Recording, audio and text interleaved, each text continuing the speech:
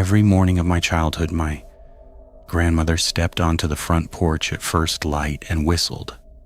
4 notes, a pause, 3 notes, a pause, 1 long tone that dropped off at the end. Then she came inside and made breakfast. She never explained it. She never taught it to anyone. She didn't miss a single day in the 18 years I lived under that roof. I thought it was habit, just who she was.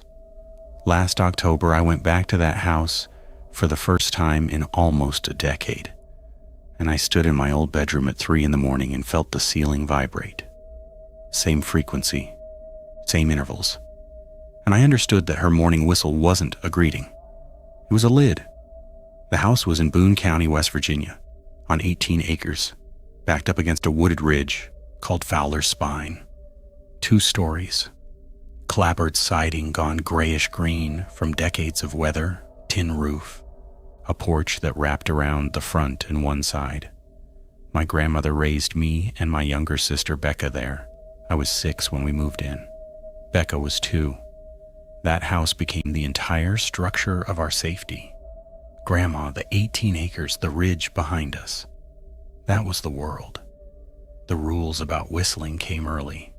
I don't remember being sat down and told it was more like absorbing them the same way I absorbed everything else about the property. Don't run on the stairs because the 4th step is loose. Don't leave the screen door unlatched. Don't whistle after sundown.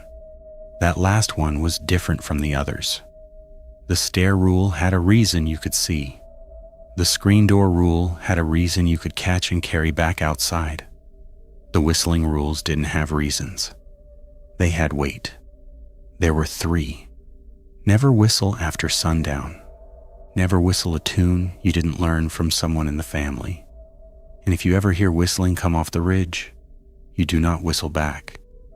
My grandmother delivered these without drama, without negotiation.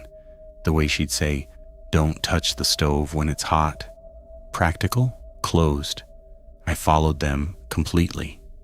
Not because I was particularly obedient, but because something about the way they sat in the house made them feel structural, like load-bearing walls.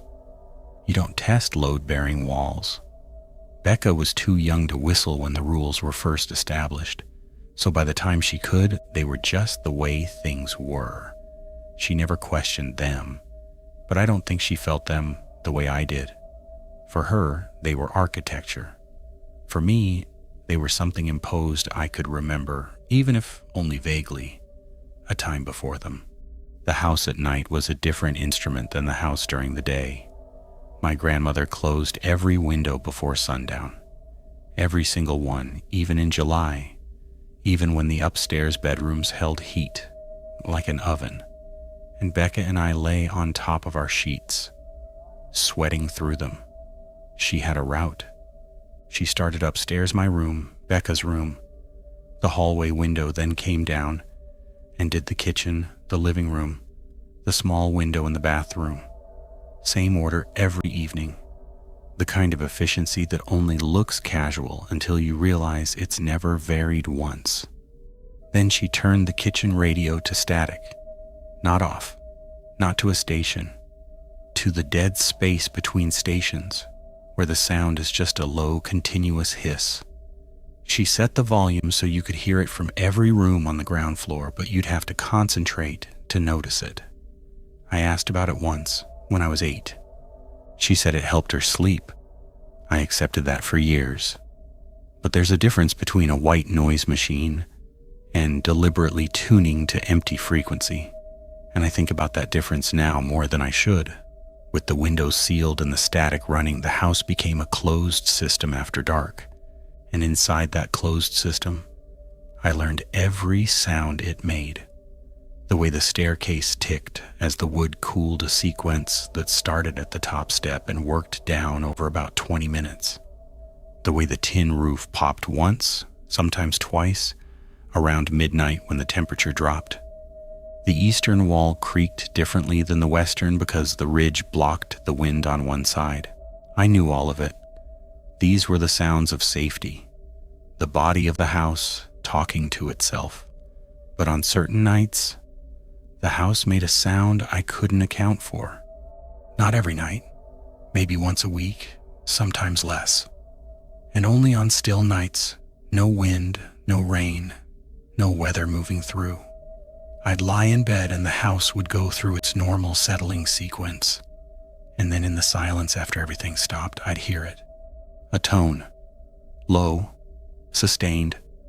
A single frequency that seemed to come from the walls of the upstairs hallway. It lasted anywhere from 10 seconds to maybe 40. It didn't waver, it didn't build. It just appeared, held, and stopped. Like someone pressing a key on an organ so slowly that only one note ever sounded. The first time I heard it, I was maybe 7. I lay there and stared at the dark and waited for it to come back. It didn't. Not that night. But 2 nights later, it returned. Then 4 nights after that. And gradually I understood. It was part of the house. Not nightly, but recurring. Always on still nights. Always from the hallway. Always after everything else had gone quiet. I never got up to investigate. Not at 7, not at 10, not at 12. And I need to be honest about why, because it wasn't courage and it wasn't fear. It was something else. The sound felt private, like the house was doing something that wasn't for me, like hearing someone in another room talking to themselves, and the right thing to do was leave it alone. But I noticed, and I didn't let myself think about this until I was much older, that on the nights the hum came, I'd pull my blanket up to my chin every time without deciding to. My body had an opinion about that sound that my mind wasn't ready to form. Becca heard it too. One morning when I was about 9 and she was 5, she said at breakfast, completely matter of fact, "The house was humming last night." My grandmother didn't look up from the stove. "Houses do that," she said. And that was it. The entire exchange. We went on eating, but I watched my grandmother's hands as she turned back to the skillet. They were steady. They were always steady. And something about how practiced that steadiness looked stayed with me longer than her words did. I want to stop here and say something about the ridge, because it matters for what comes later. Fowler's Spine wasn't a place of stories. Nobody told ghost tales about it. No one said it was cursed or haunted or sacred. It was just the ridge, the end of the yard, and the beginning of everything wild. Deer came off it at dusk. You could hear turkeys in the morning. It was landscape, background, the kind of thing you stop seeing because it's always there. And every morning my grandmother stood on the porch and sent 4 notes up toward it, and then 3, and then 1 that fell away like a breath she was letting go of. And the ridge just sat there. All those trees, absorbing whatever she gave it. I was 14 the first time the word came to me. I was standing in the kitchen watching her through the screen door, and she finished the phrase and turned to come inside. And a word surfaced in my head that I hadn't been reaching for. Maintenance. Like she was checking a gauge. Like she was resetting something mechanical on a 24-hour cycle. The word appeared and then I let it go and didn't think about it consciously for another year. But it was in there, lodged, waiting for the piece that would make it make sense. Here's what connected it. The hum and the morning whistle had the same intervals. I don't mean they sounded alike. I mean the spacing, the rhythmic distance between the hum's onset and its decay. The way it breathed matched the structure of my grandmother's 4-3-1 phrase. The hum was one long tone, but if you listened to where it pressed harder and where it thinned out, it had internal structure. Pulse points. Moments where the frequency leaned forward and moments where it pulled back. And those pulse points sat in exactly the same positions as the notes in her whistle. I didn't hear this as a child. I heard it at 15, lying in bed on a still October night. The hum filling the hallway outside my door. I'd been working on music at school, playing bass in a friend's garage band, learning about intervals and timing, and suddenly my ear was different.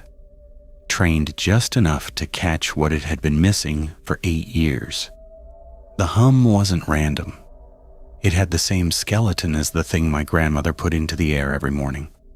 My skin went cold. Not the dramatic kind of cold you read about. The real kind. The kind where your arms prickle and your stomach drops half an inch and you lie very still because your body has understood something your brain is still catching up to. The hum held for maybe 30 seconds that night. Long one. And when it faded, I lay in the dark and I thought, she's answering it. Every morning she walks out to the porch and she answers that sound. Or she's matching it. Or I didn't have the right word yet, capping it, sitting on top of it. I didn't understand the relationship, but I knew there was one, and I knew it had been running every day of my life without anyone saying a single word about it. 2 weeks later, on another still night, I heard whistling from the ridge. 2 notes, clear, clean, coming from the tree line maybe 200 yards up the slope. Not an animal, not wind through a gap in the rocks.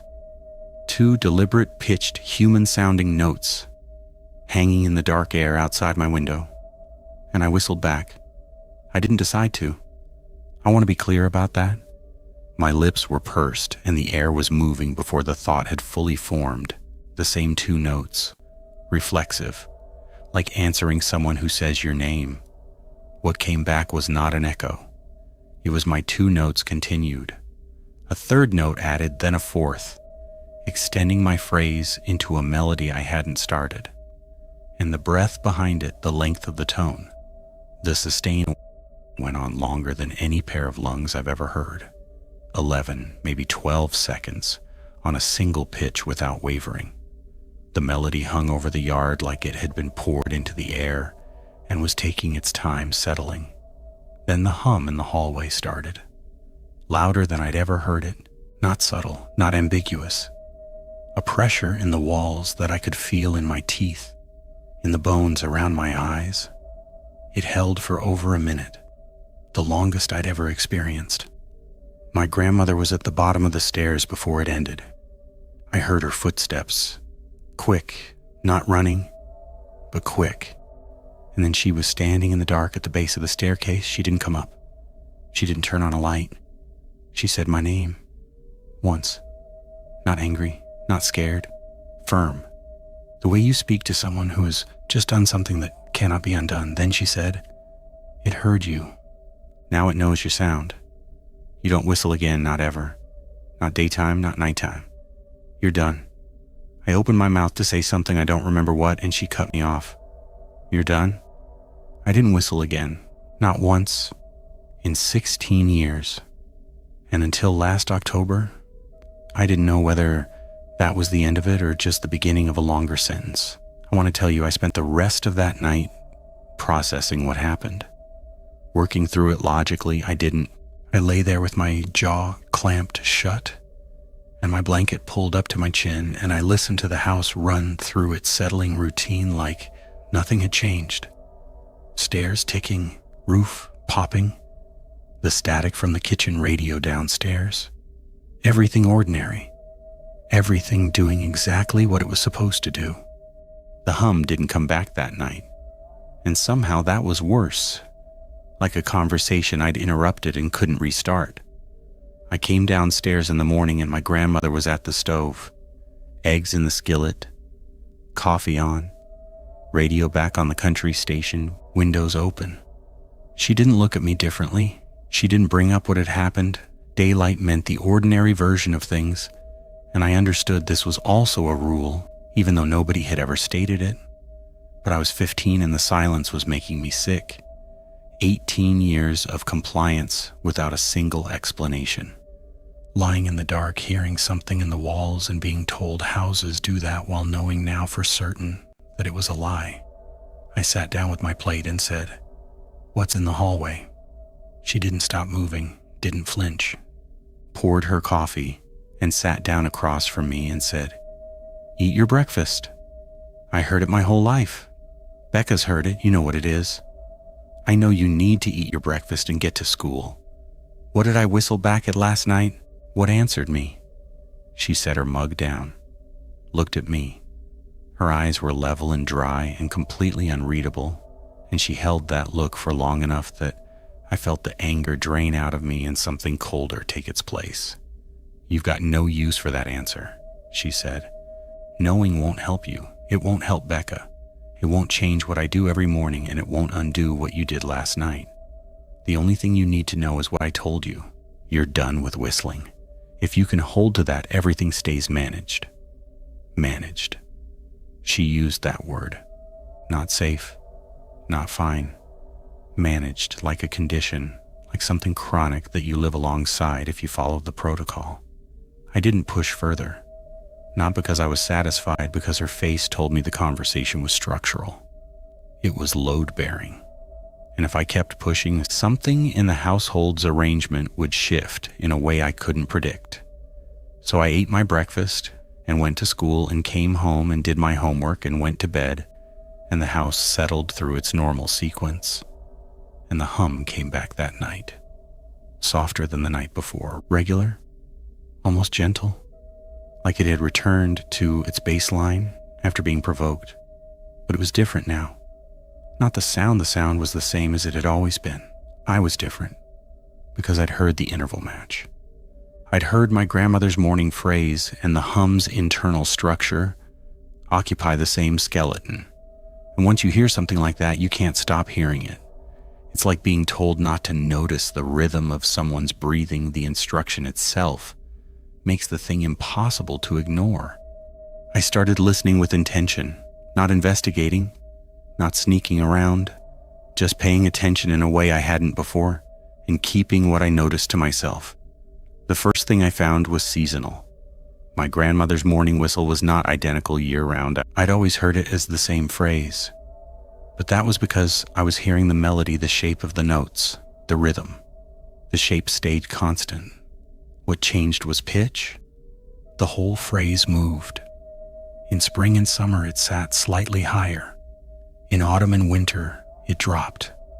The shift was small enough that you'd never catch it day to day. But I started paying attention in November of my 15th year, and by the following March, the difference was unmistakable. She'd moved the entire phrase up by what I'd estimate was close to a full step, maybe a step and a half. She was tuning, not in the way a musician tunes an instrument. She wasn't matching a reference pitch. She was adjusting to something, tracking something that moved and moving with it. The same way you'd adjust a thermostat across seasons, the setting changes because the thing you're regulating changes. The second thing I found was in the hum itself. On a still night in January, deep winter, no wind, the house sealed tight against the cold, the hum came, and I timed it. 34 seconds. I counted in my head as accurate as I could manage. 4 nights later, still night again, 28 seconds. A week after that, 31 seconds. I kept a mental log for 2 months.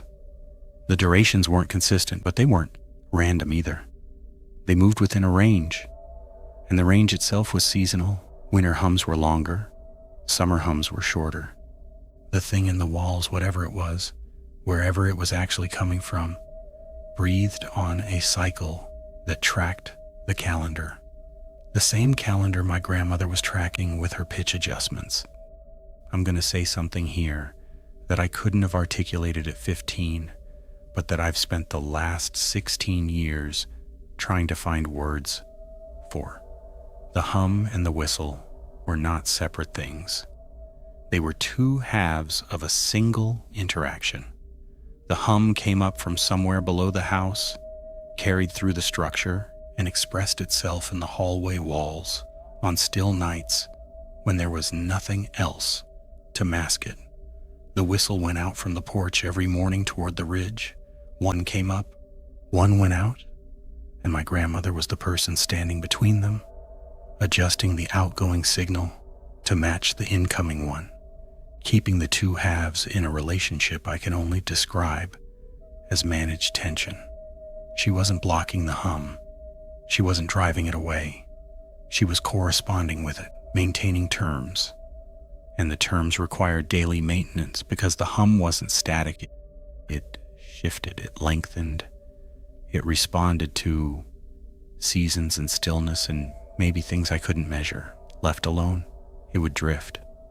And if the morning whistle didn't drift with it, the two halves would fall out of alignment. I didn't know yet what misalignment would mean. I didn't want to know. But I remembered the night I'd whistled back at the ridge, and I remembered how the hum had surged louder, longer, more present than any time in my life. And I thought, that was a misalignment.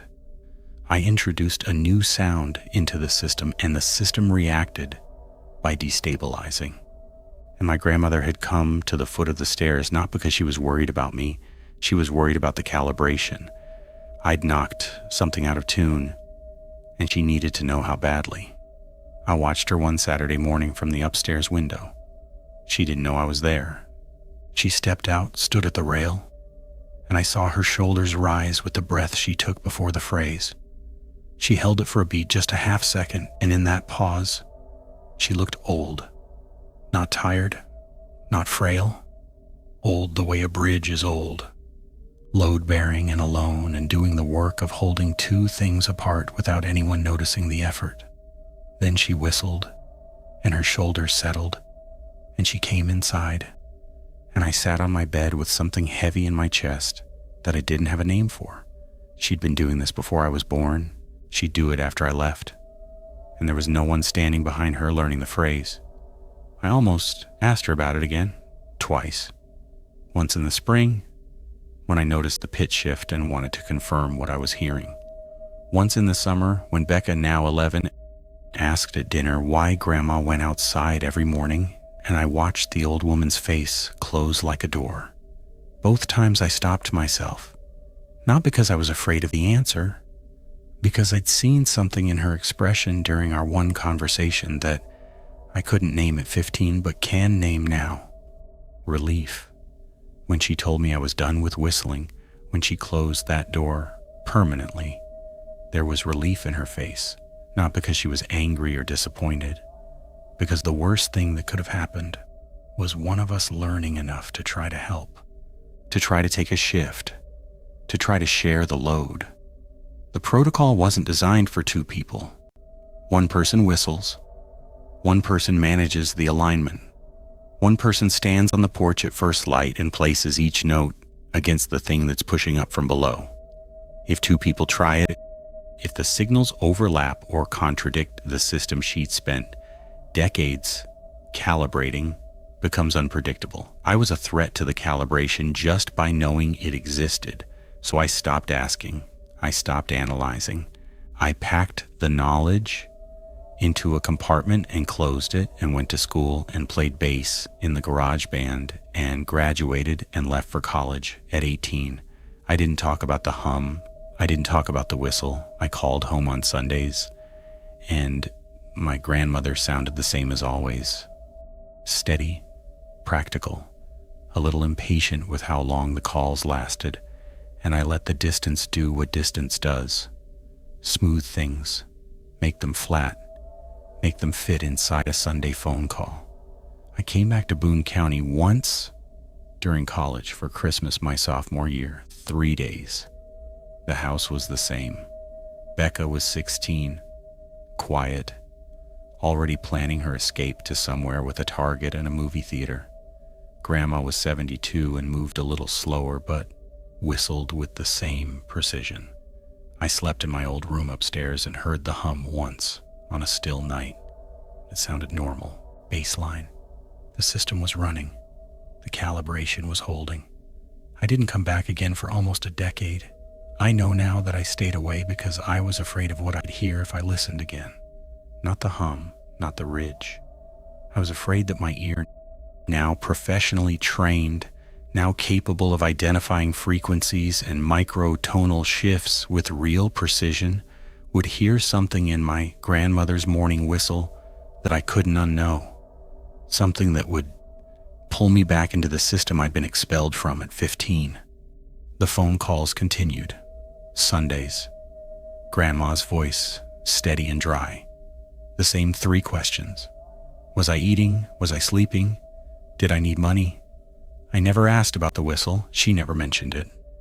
The questions were her version of the morning phrase, a daily verification that the system was still running.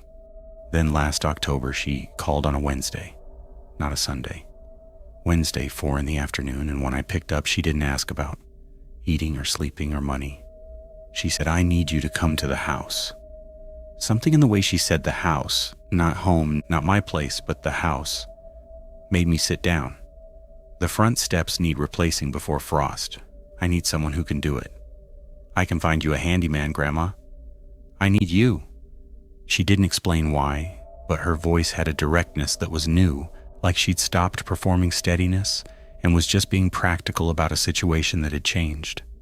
I drove up on a Friday, 7 hours from Charlotte, the last hour on county roads that narrowed and steepened until the hollow opened below me, and the house appeared at the bottom. 2 stories of grayish-green clappered against the dark wall of the ridge. My grandmother was on the porch with a cup of coffee at 4 in the afternoon. She looked smaller than I remembered, not frail, compressed, like the same woman in a tighter space. "You look skinny," she said. I look the same. "You look skinny and you drive too fast." Same woman, same house. I put my bag in my old room upstairs, and I stood in the hallway for a moment without meaning to. Late afternoon light through the window at the far end, the same 4-foot wide corridor where the hum had lived for my entire childhood. My hand went to the wall before I caught myself palm flat against the plaster, feeling for vibration the way you'd check a pipe for water flow. Nothing. Cool, inert plaster. I pulled my hand back and went downstairs. That evening was quiet. We sat on the porch, and she gave me the census. Mr. Dawson dead in April. The Linden place empty 2 years. The Praters gone to Huntington. She listed the departures without sentiment. And I realized the hollow was losing households, the way a choir loses voices, each one leaving a specific gap that the remaining members couldn't cover. "How many families full-time?" I asked. "Maybe 7. Used to be over 20. "That bother you?" She looked at the tree line. The ridge was going from green to black, individual trees dissolving into a single dark mass. "It changes things," she said. Then she went inside to close the windows. Early. The sun wasn't fully down. I sat on the porch and listened to the hollow go dark.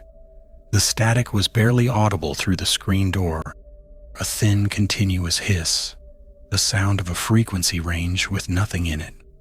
Above me, the house was sealed. Behind me on the ridge, the last light was leaving the trees. I went inside and went to bed. I lay in my old room in the dark, and I listened.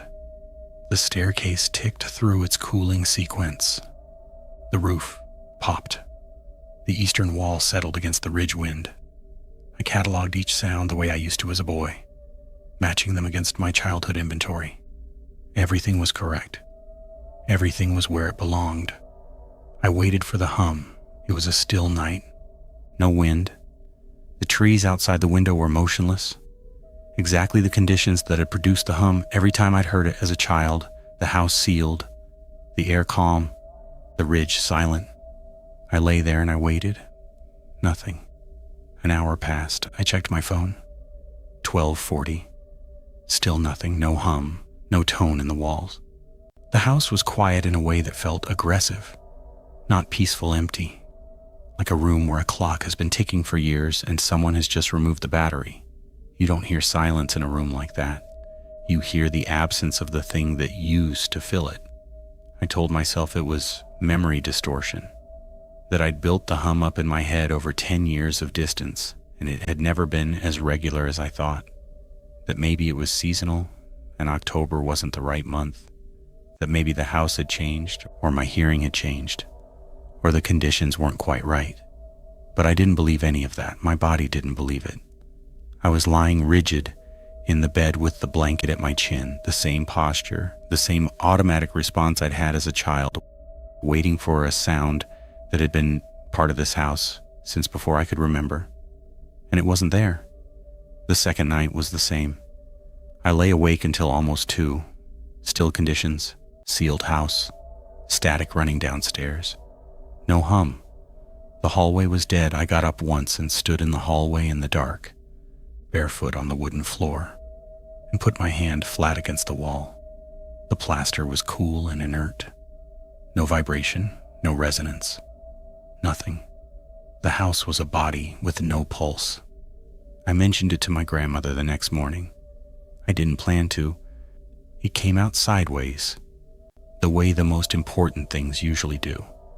We were sitting at the kitchen table, coffee between us, the morning light making everything look safe and simple. She'd already done her whistle. I'd heard it from bed. The same phrase, the same intervals. And it had hit me like a fist in the chest because it was so exactly the sound of my childhood that for a moment I'd been 10 years old again, lying in the yellow light of a Saturday morning with nothing wrong anywhere in the world. "House is quiet at night now," I said, casual, like I was commenting on the weather. She was holding her mug with both hands. She didn't put it down. She looked at me over the rim, and her eyes were the same eyes that had looked at me from the bottom of the stairs when I was 15. Level, dry, measuring exactly how much to say. "It moved upward," she said. 3 words. She delivered them the way she delivered everything, flat, practical, no drama. Like she was telling me the water heater had been relocated. "What does that mean?" "Means it's not in the hallway anymore." "Where is it?" She took a sip of coffee, set the mug down, looked at the table for a moment, and I watched her decide something. She was choosing between her usual policy of closed doors and something else, something that had to do with why she'd asked me to come, which I was beginning to suspect had nothing to do with porch steps. "Above you," she said. "It's in the roof now. Been moving up through the house for years. Used to be I could feel it in the ground floor when I was a girl. My mother felt it in the cellar.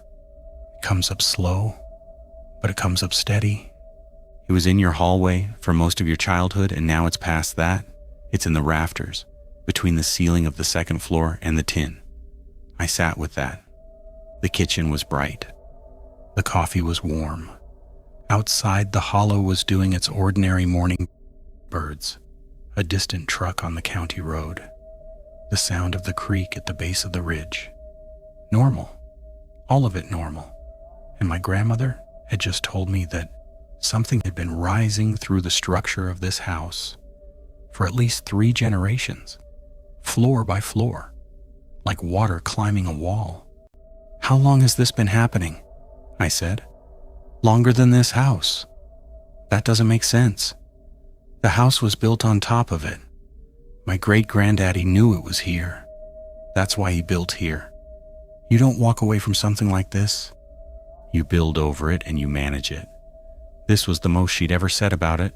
I sat very still because I was afraid that if I reacted too strongly, if I showed shock or fear or even too much eagerness, she'd close the door again and I'd never get it back open. "And the whistle," I said, "the morning whistle, keeps it where it is." "How?"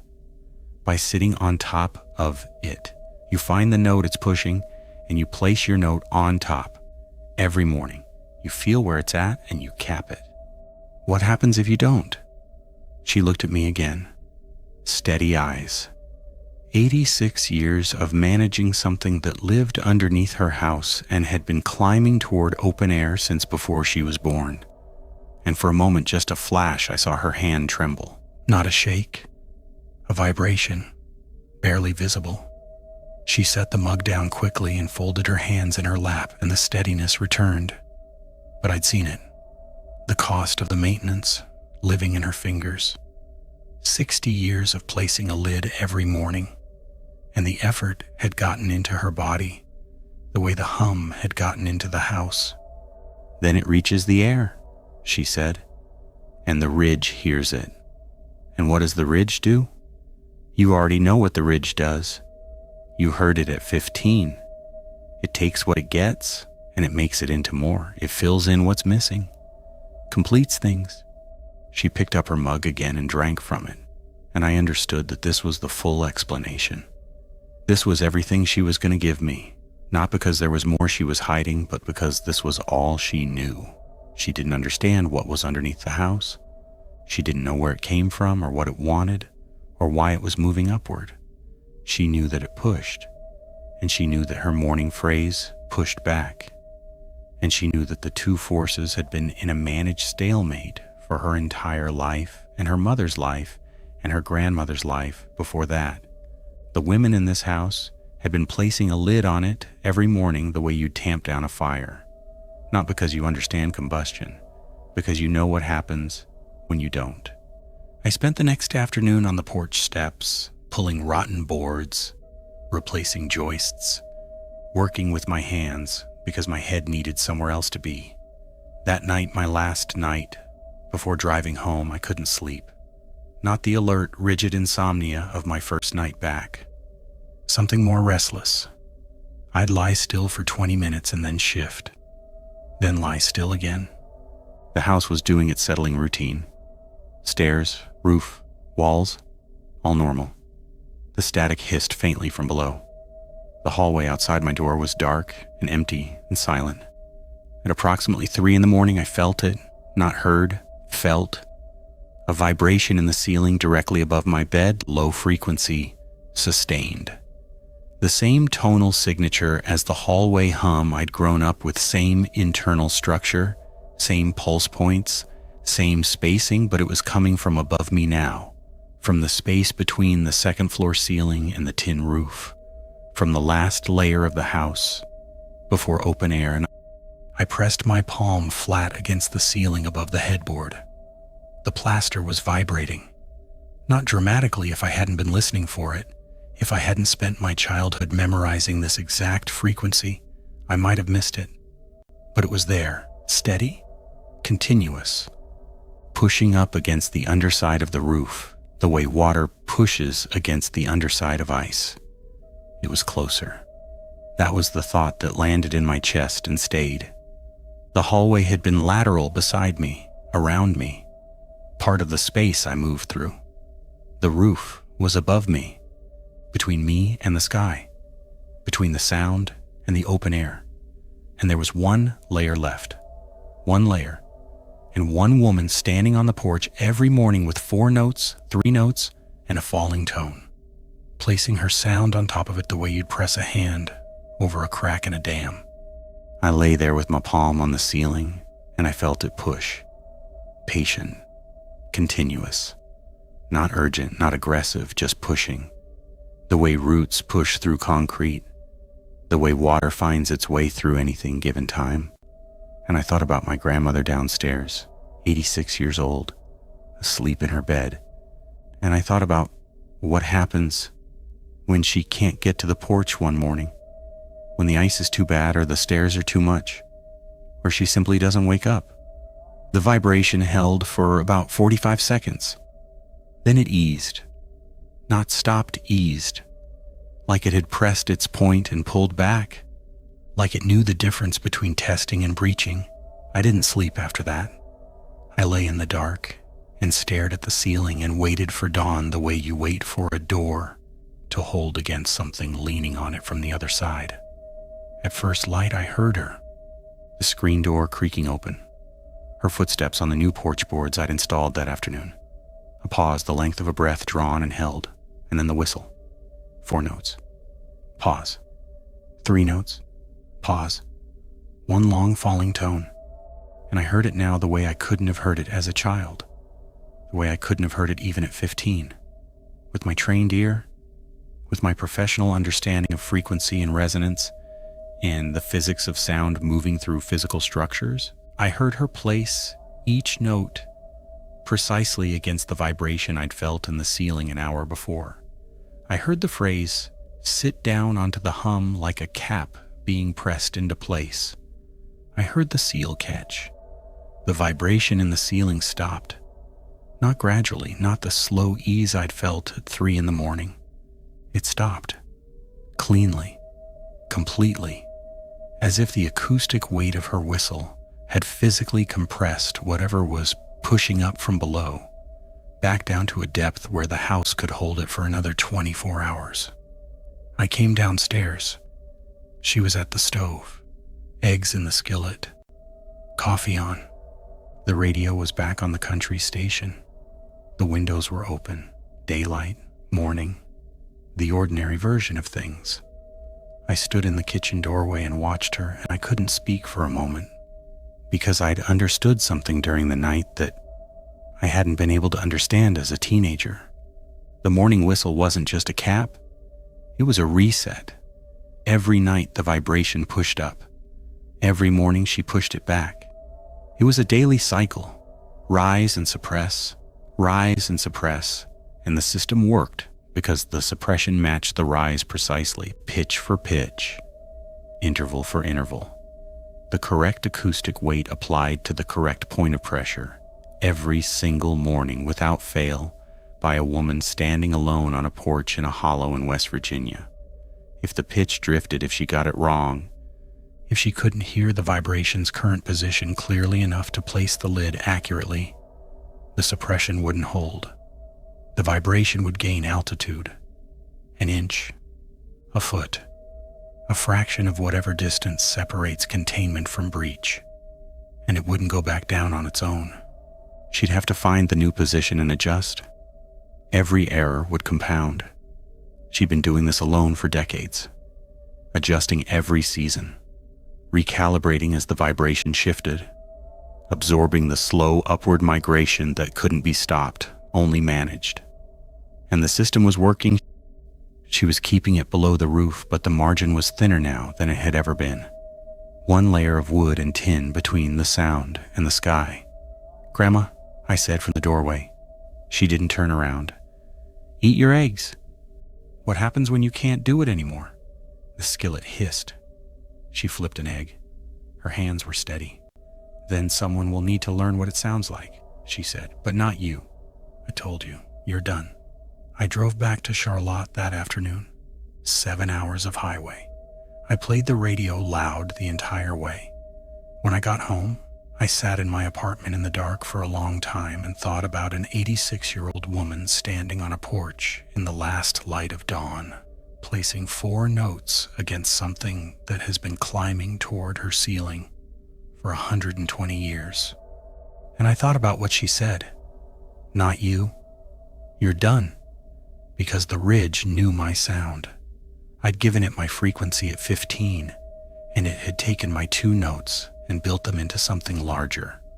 If I tried to take over the morning whistle, if I stood on that porch and placed my sound against the vibration, the ridge would hear me.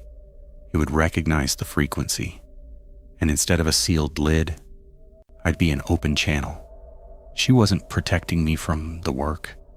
She was protecting the system from me. And that meant when she couldn't do it anymore, when the morning came that she didn't make it to the porch, there was no one. Becca didn't know. Becca had never been told. Becca had been 3 when the rules were established, and 11 when she'd moved to her own concerns. And she had no idea that the house she'd grown up in was a weight placed over something that wanted to reach the air. I thought about calling Becca. I thought about it for weeks. I picked up the phone and put it down. Picked it up again. What would I even say? Our grandmother whistles every morning to keep something underground. And if she stops, the ridge will finish a sound that's been waiting a century to be completed. I didn't call, I didn't go back. The months passed and the phone calls continued Sundays. Grandma's voice steady, the same 3 questions, and I let the distance do its work. Then Becca went home for Thanksgiving. Becca called me the Sunday after Thanksgiving. Regular day, regular time. She always called on Sundays too, like it was genetic. I was in my apartment cleaning up from a session at the studio. I had my phone on speaker on the kitchen counter and I was washing dishes. And I almost didn't register the shift in her voice when it came. She talked about the drive first. The traffic on I-64, how the hollow looked in late autumn with half the trees bare and the other half holding on to the last of their color. She talked about Grandma, how small she seemed, how she still moved through the kitchen like she owned every molecule of air in it. She talked about the porch steps and said they looked good, and I said thanks. Normal conversation, the kind of talk that fills the space between people who love each other but don't quite know how to be direct about anything that matters. Then she said, almost laughing, "I had the weirdest dream there. I turned off the faucet. I didn't decide to. My hands just stopped." "What kind of dream?" "I don't even know. I don't remember any of it really, but I woke up humming something like a tune, and I can't get it out of my head. It's been 3 days, and it's in there. You know when a song gets stuck? Like that, but I don't know where it came from." My hands were wet. I was gripping the edge of the counter. I could feel my heartbeat in my fingers. "Can you hum it for me?" She laughed. "It's gonna sound stupid. Just hum it." A pause. I heard her take a breath, and then she hummed it. Through the phone speaker, through the air in my kitchen in Charlotte, my sister hummed a melody I had heard exactly once in my life. 4 notes, not the same 4 as Grandma's, different pitches, but the same rhythmic shape. Then a pause. Then a rising phrase that climbed through intervals I didn't recognize from any music I'd ever worked with. Then a long, sustained tone that didn't drop off at the end the way Grandma's did. It held. It hung in the air like it was waiting for something to meet it. It was the Ridge's melody, the one that had come back to me at 15. My 2 notes, taken and extended into a composition that wasn't mine. The melody that the Ridge had built out of the raw material I'd given it. Completed, developed, harmonized into something that sounded like music, but felt like a blueprint. Becca was humming it in her kitchen in Beckley, 3 days after sleeping in my old bedroom on the 2nd floor of a house where something had been pushing against the ceiling all night. I pulled a chair out from the kitchen table and sat down. My legs had made the decision without consulting me. I sat there with the phone on the counter and the water dripping from my hands onto the floor. And I said, as calmly as I could manage, "Where did you hear that?" "I told you, I don't know. I just woke up with it. 2nd morning there. You know how dreams do that sometimes, leave you with a feeling or a sound? It's probably nothing, it's just catchy. I keep catching myself humming it at work and people are looking at me funny." "Do you hum it at night?" "What? Before bed? Or in the middle of the night? Do you wake up and..." "Marcus, what is this about?" I closed my eyes. The kitchen light buzzed above me. Through the phone, I could hear Becca's TV in the background, something with a laugh track. And the sound was so ordinary and so far from what was happening inside my head that I felt the 2 realities slide apart like tectonic plates. "It's nothing," I said. "It just sounded like something. An old Appalachian tune. I thought I recognized it." "From the Hollow?" "Yeah, from when we were kids." She accepted that. Why wouldn't she? It was a reasonable explanation. A plausible connection between a place she just visited and a sound she couldn't account for. She moved on. We talked about Christmas plans. I said the right things in the right order, and I don't remember any of them. After she hung up, I sat in my kitchen for a long time. The dishes were still in the sink. The water was still dripping. The apartment was quiet. The way apartments in Charlotte are: quiet traffic noise, a neighbor's TV through the wall, the hum of the refrigerator. Urban quiet. Populated quiet. The opposite of the Hollow. I picked up my phone and opened the voice memo app. I'd recorded her.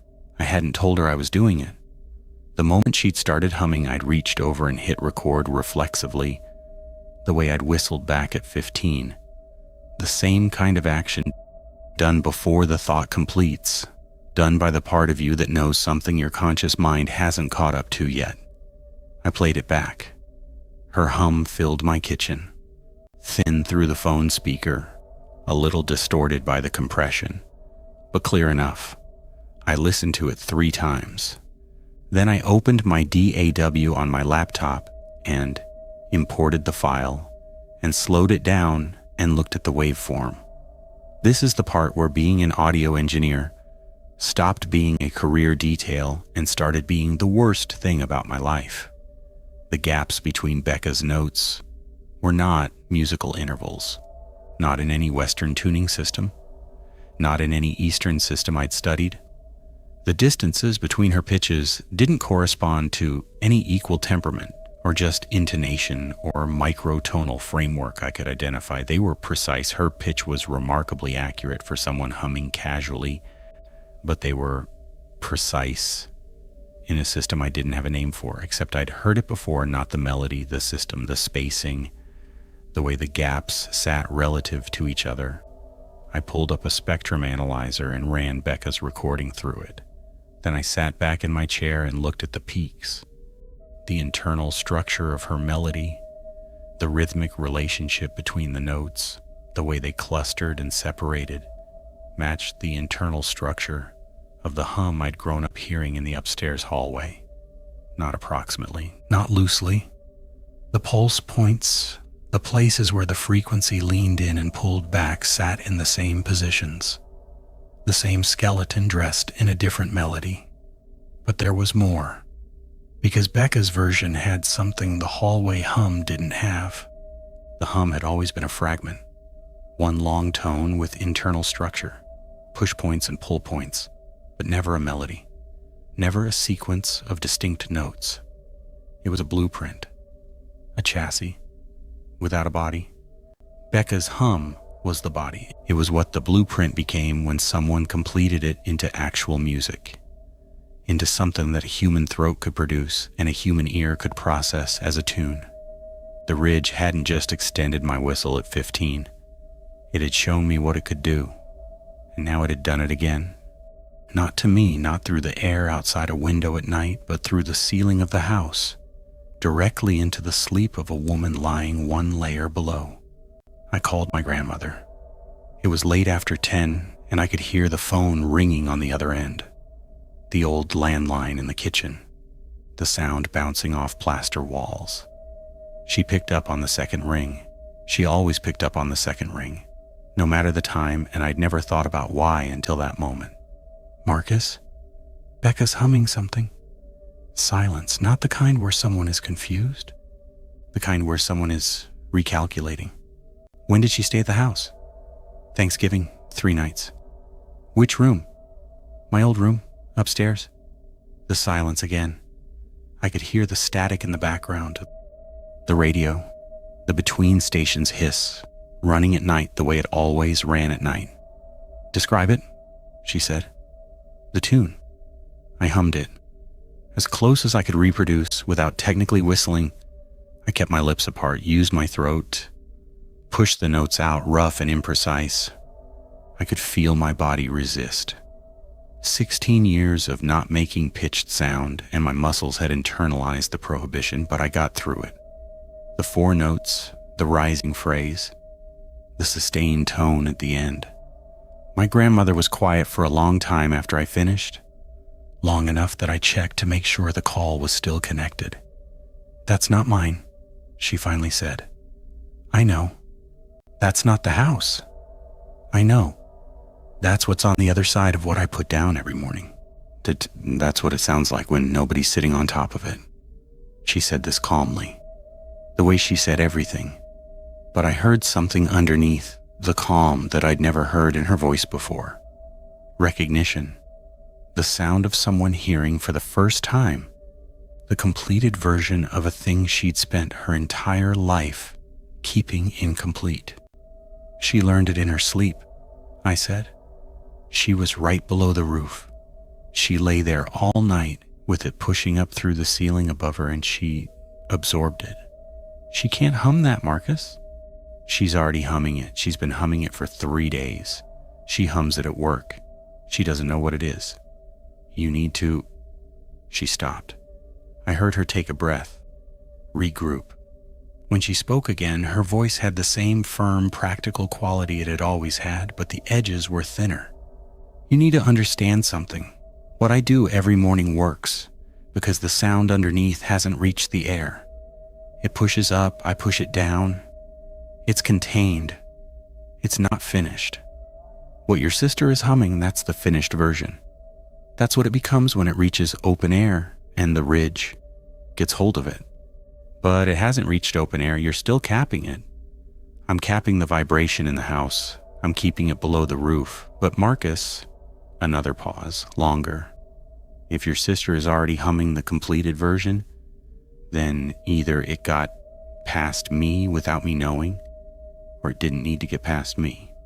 It went through the wood, through the ceiling, through the plaster into her while she slept. It didn't need open air. It just needed someone close enough, lying still enough, for long enough. The refrigerator hummed in my kitchen. The traffic moved outside. A car horn sounded 2 blocks away, all of it very far from me. "What does that mean for the whistle?" I said. "For what you do every morning?" She didn't answer immediately. When she did, her voice was quieter than I'd ever heard it. It might mean I've been locking an empty room.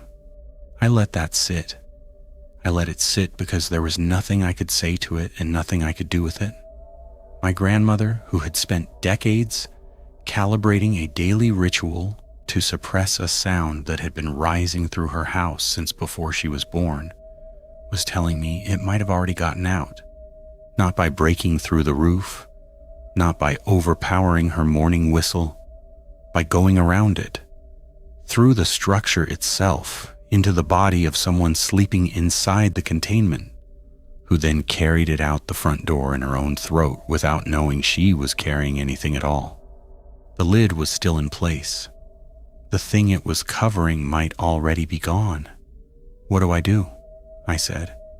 "You don't whistle. That hasn't changed. The ridge has your sound from when you were 15. If you make a pitched tone, you're not capping anything, you're calling." "I mean about Becca." Another silence. I could hear the static. I could hear her breathing. 86 years old, alone, in a house that might or might not still be containing something holding a phone in the dark. "I don't know," she said. In 18 years of living with her and 16 years of Sunday phone calls, my grandmother had never once said those 3 words to me. She had said, "Eat your breakfast and you're done," and houses do that and it changes things.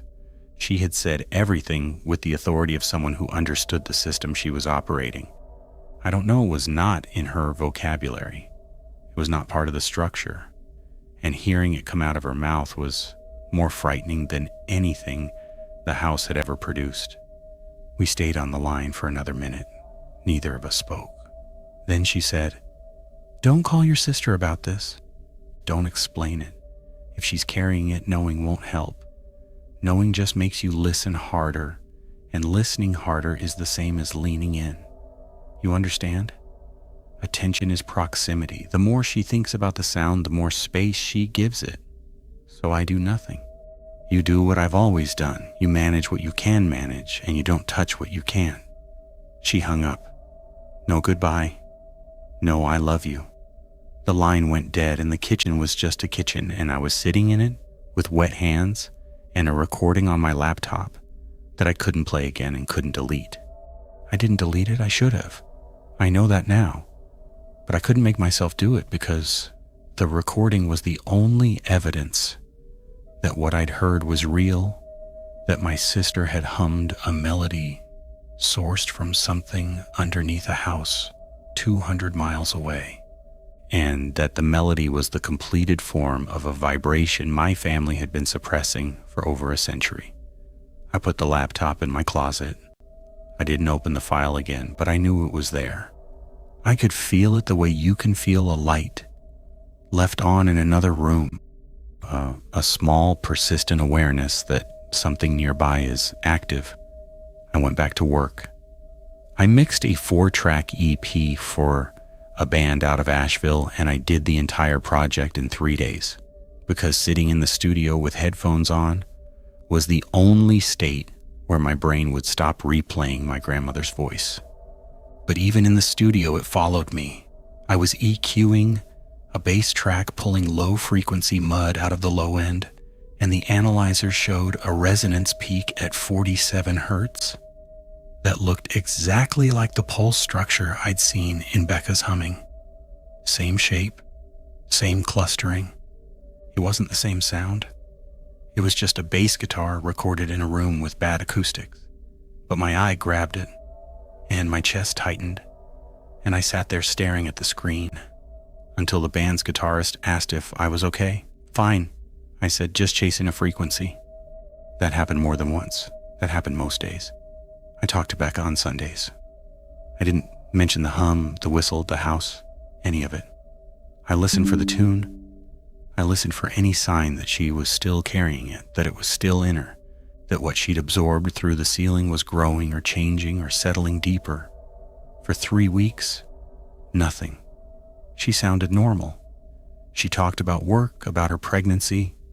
She was in her second trimester by then, just starting to show about the nursery she was painting. Becca had a way of laughing that started silent, her shoulders going first, then the sound catching up a half second later, like her body found things funny before her voice did. She did this when she told me about the shade of yellow she'd picked that Derek thought was too bright, about the crib she'd assembled wrong twice. She was happy, genuinely, structurally happy, and that happiness made what I was carrying feel heavier, because it was the kind of happiness that doesn't know it has a crack in it. The scanning reflex was quieting. The ceiling checks were spacing out. Things felt like they were settling. Then the fourth Sunday, she said something that stopped me. We were talking about names, baby names. She and Derek were going back and forth on a few options, and she was running them by me, and I was giving my opinions. And she said, I keep saying them out loud to see how they sound. Like I'll say the full name first, middle, last, and I listen to the shape of it. Does that make sense? The shape. Like some names have a better shape than others. Sure, I said it, that makes sense. And I figured out what I'm listening for. I want the name to have the right spacing, like the syllables need to sit a certain way. Da-da pause, da-da-da pause, da, you know, like a rhythm. I didn't answer. I couldn't. Marcus? Yeah, I'm here. Anyway, it's probably a pregnancy thing, hormones making me weird about sounds. 4 syllables, pause, 3 syllables, pause. 1 sustained tone. She was shaping her child's name to match the skeleton of the hum. I didn't sleep that night. I sat on the edge of my bed in my apartment in Charlotte, and I played Becca's words back in my head. Da-da pause, da-da-da pause, da. 4 beats, 3 beats, 1 sustained. The same rhythmic skeleton that had lived in the hallway walls of a house in Boone County for my entire childhood. The same structure my grandmother had been placing her whistle against every morning for 60 years. And my sister, who didn't know any of this, who had never been told, who thought she was picking a baby name based on how it sounded, was building it into her child's identity. Not the melody, not the pitch, the pattern, the spacing between sounds that made the hum what it was. She wasn't humming the tune anymore, or if she was, she'd stopped mentioning it. But the pattern had dropped below the surface. It had moved from her throat into her thinking, into the way she evaluated sound itself. I kept coming back to what my grandmother had said on the phone. Attention is proximity. The more she thinks about the sound, the more space she gives it. Becca wasn't thinking about the sound. That was the problem. She wasn't thinking about it because she didn't know there was a sound to think about. She thought she was making aesthetic choices, preferences, the kind of idle, harmless opinions that pregnant women form about nursery colors and stroller brands and the rhythm of a name. She had no framework for understanding that her preferences had been seeded by something that had pressed through a ceiling into her sleeping body on a Thursday night in November. And I couldn't tell her, because telling her would mean explaining the house, the hum, the whistle, the ridge, the entire system. And if my grandmother was right, that knowledge wouldn't protect her. It would just make her listen harder, Give the pattern more room. So I did nothing. For weeks, I did nothing. I went to work. I mixed tracks. I ate at the counter and watched whatever was on, and went to bed and lay in the dark and didn't sleep.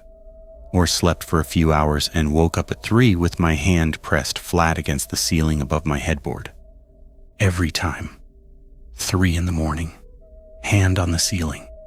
I'd catch myself doing it and pull my arm back down and lie there with my heart going and think, I'm checking to see if it's here, in this ceiling, in Charlotte, 200 miles from the hollow. It wasn't.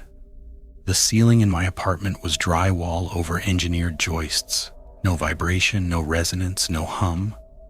The building was 3 years old and had never contained anything except rent payments and the ordinary sounds of people living in small boxes stacked on top of each other. But my body checked anyway. Every night, 3 in the morning, hand on the ceiling. Like a reflex that had outlived the stimulus that created it, or like a reflex that was rehearsing for a stimulus that hadn't arrived yet. I called my grandmother on Sundays. The same 3 questions from her: eating, sleeping, money. I answered, and then I listened. I listened past her words, into the silence behind them, the way I'd learned to listen past the hum into the silence underneath it. I was listening for strain, for the sound of a woman whose morning ritual might no longer be doing what she believed it was doing. She sounded the same, steady, practical, dry. If anything had changed in the house, she didn't mention it.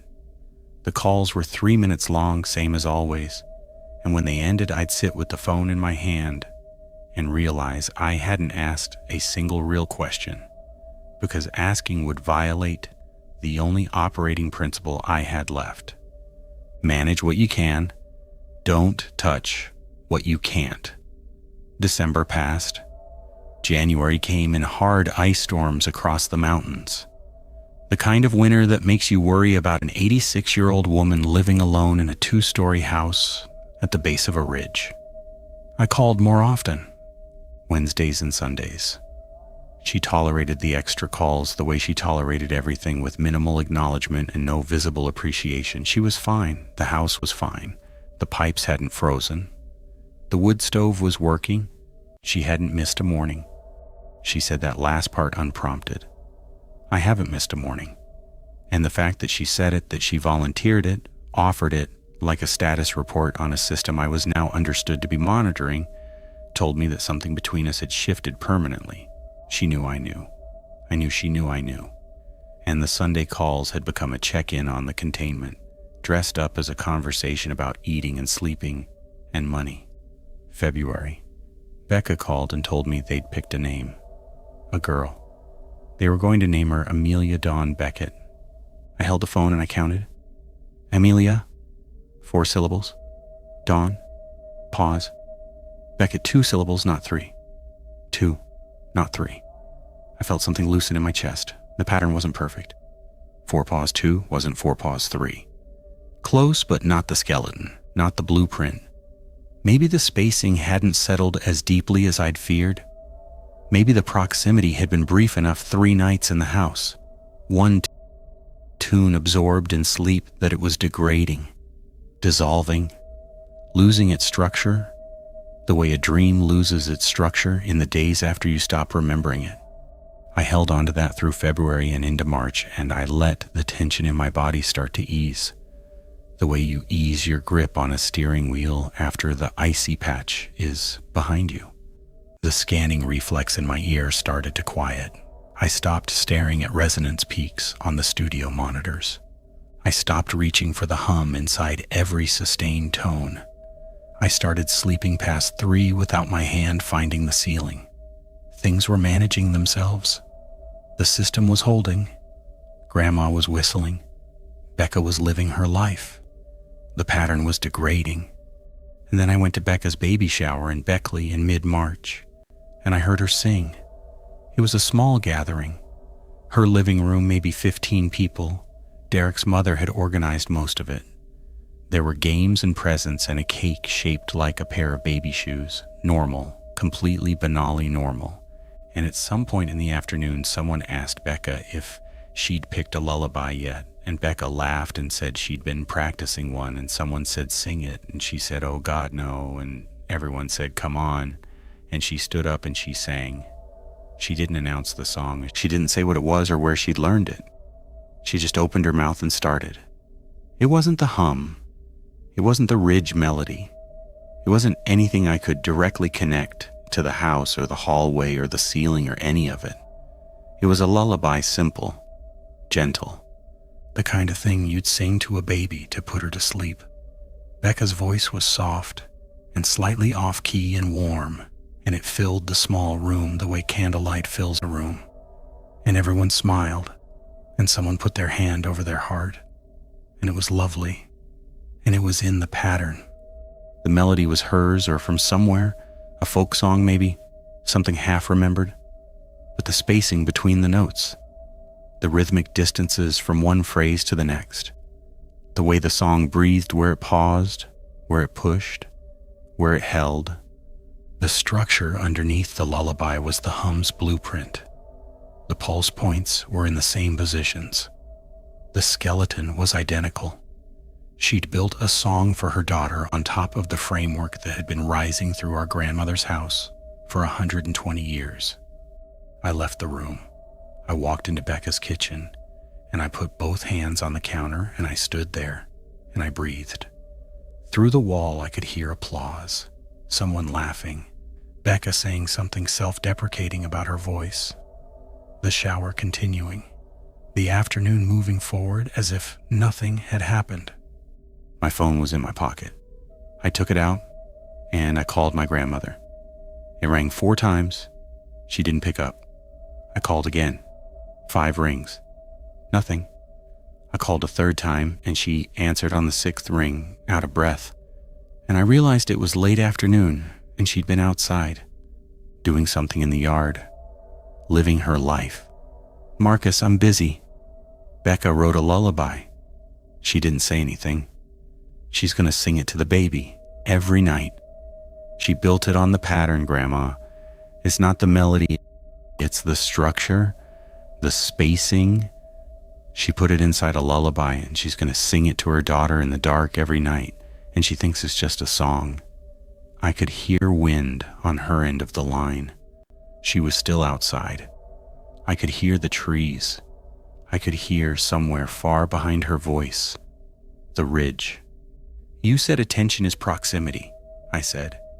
"You said the more she thinks about it, the more space she gives it. She's going to sing this to a newborn every night, in the dark, while the baby's falling asleep, while the baby's brain is open and absorbing everything. That's not attention, that's installation. She's going to install the pattern directly into her daughter." The wind moved. The trees moved. My grandmother breathed.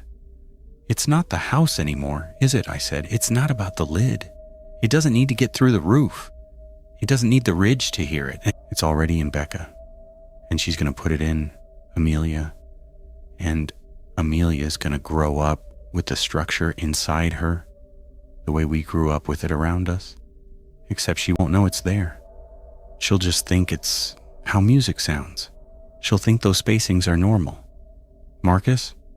"What?" "Stop talking." I stopped. The kitchen was quiet. Through the wall, the baby shower murmured and laughed. "You're doing what I told you not to do," she said. "You're leaning in. You're listening harder than you're supposed to. You're building connections that make you feel like you understand something, and understanding is the most dangerous thing you can do right now. I do understand it. I can hear it. I can see it on a spectrogram. The spacings are a frequency, and you are giving that frequency your full attention and your professional expertise and every tool you have for analyzing sound. And what do you think happens when someone with a trained ear and the ridges sound already in his history devotes himself to studying the pattern? You think you're observing it? You think you're outside it?" I didn't answer. "You're amplifying it," she said.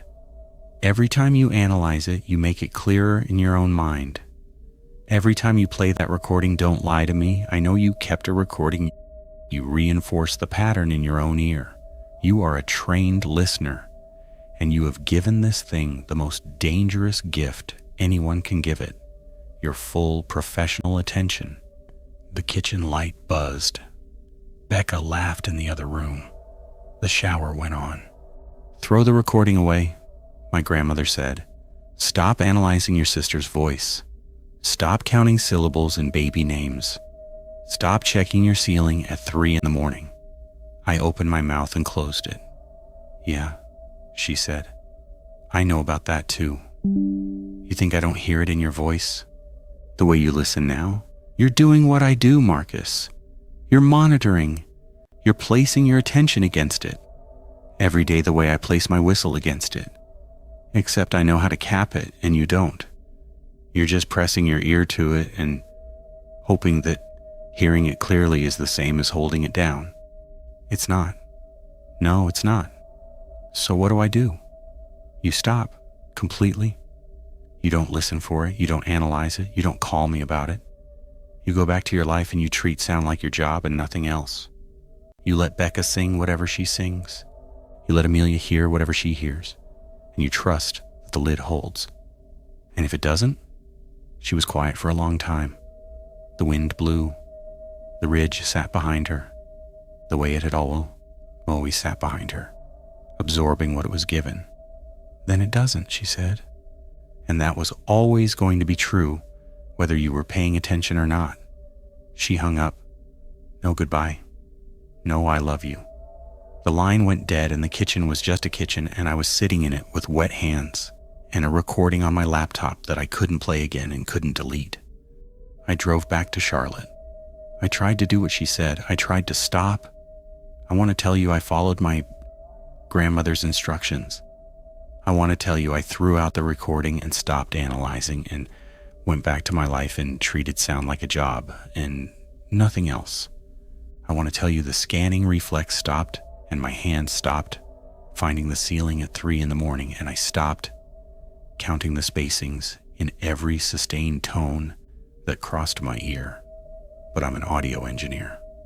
My entire professional life is built on the ability to hear what's inside a sound, to pull frequencies apart and identify their structure and understand how they interact.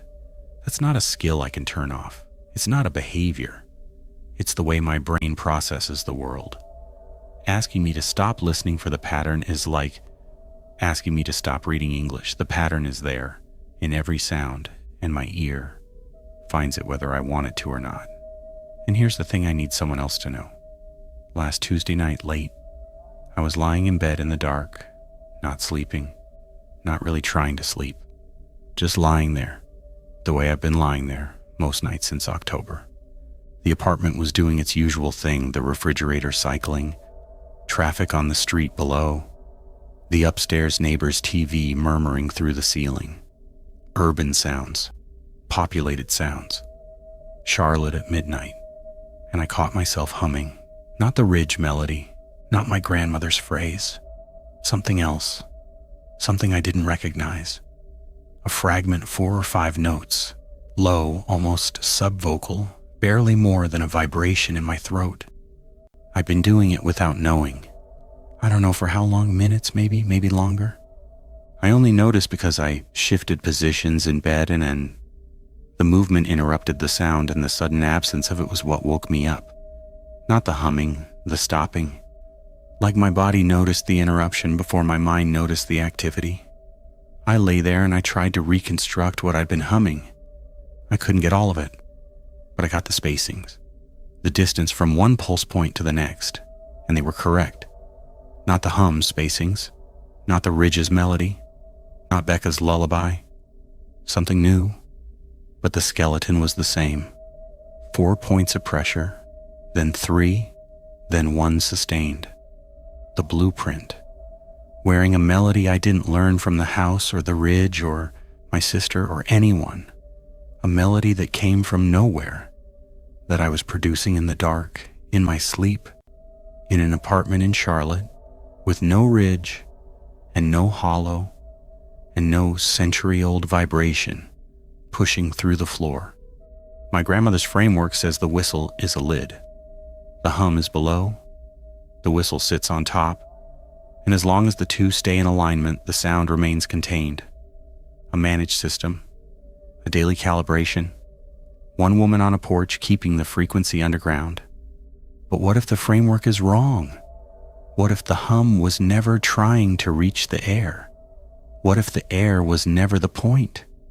What if the ridge, the thing that takes a sound and completes it, was never waiting to hear it through the atmosphere above the house? What if it was always going through the house, through the wood, the plaster, the bones of the structure, through the people sleeping inside it? What if the hum's upward migration wasn't an escape attempt? It was a delivery route, getting closer to the second floor, closer to the bedrooms, closer to the bodies, lying still enough, long enough, to absorb the pattern the way soil absorbs water. My grandmother has been capping a vibration in the roof every morning for decades, pushing it back down, maintaining the lid, but the lid sits on top of the house, and the delivery was happening inside the house, underneath the lid, through the structure, into us.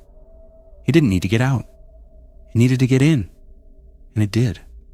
It got into Becca in 3 nights. It got into me in 15 years. It's been getting into every person who ever slept on the second floor of that house, slowly, one interval at a time, pressing its pattern into their bodies the way a river presses its shape into the land. My grandmother knows this now. I think she's known since our last phone call. I think that's why she said then, it doesn't, with the specific weight she said it with, not defeat, something older and quieter than defeat. The recognition that the thing she's been managing was never the thing she thought it was. She'll whistle tomorrow morning. She'll whistle every morning until she can't. Because even if the lid is covering an empty space, even if the vibration she's pressing down has already accomplished what it needed to accomplish, stopping is not something she's capable of doing. The whistle is who she is. It's the first sound of every day of her life. And maybe it still does something. Maybe it slows the process, or limits it, or modulates it in ways neither of us understands. Or maybe it does nothing at all, and she's standing on a porch at dawn, performing maintenance on a machine that finished its work years ago. I don't know. She doesn't know. And that not knowing is the thing I can't put down. Becca's due in 7 weeks. She's going to have a daughter, and she's going to hold her in the dark, and she's going to sing her a lullaby built on the bones of something that's been living under a house in Boone County since before anyone in our family had a name. And Amelia is going to hear those spacings every night of her early life, in the dark, from her mother's mouth, and they're going to become the baseline, the default, the shape of what music sounds like to her before she has any other reference point. And I'm lying in my apartment in Charlotte, humming something I don't remember learning, and my ear, my stupid, trained, professional ear, can't stop hearing the pattern in everything. In refrigerators and traffic and the neighbor's TV and the buzz of the light above my kitchen table. In all of it, if I listen hard enough, I can find the pattern. 4 points of pressure, 3, 1 sustained. It's everywhere, or I'm hearing it everywhere. And I no longer know if there's a difference. Last night I caught myself again, lying in bed, dark apartment, humming. I stopped myself and I lay there with my jaw clenched and my hands flat on the mattress, and I made a decision. I decided to call Becca in the morning and tell her everything. The house, the hum, the whistle, the lid, what the ridge does, what she's carrying, what she's about to give her daughter. All of it, every piece of it. I decided that at 2 a.m. By 3 a.m., I'd changed my mind. By 3:15, I was humming again. My lips are getting better at it. The spacings are getting cleaner. Whatever I'm producing in the dark is refining itself each night, and I can't tell if I'm composing it or if it's composing me. If the pattern is using my trained ear, my ability to hear and reproduce precise frequencies, the way it used Becca's sleeping brain, the way it used the wood of the house, the way it's been using every available medium to move itself outward, not through the air, but through the people. I don't whistle. I've kept that rule for 16 years, and I'll keep it until I die. My grandmother told me the ridge knows my sound, and I believe her. I won't give it anything to work with, but humming isn't whistling. That's what I tell myself.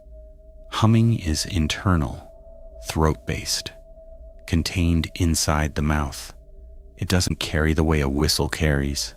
It doesn't project, it doesn't reach, except I'm doing it in my sleep, and I don't know how loud I get, and my upstairs neighbor has started closing his window at night. I asked him about it last week, casually, in the hallway. "Hey, everything okay up there? Noticed your window's been shut?" He looked at me for a second too long. Not suspicious, confused. The kind of look you give someone when you're trying to decide whether they're joking.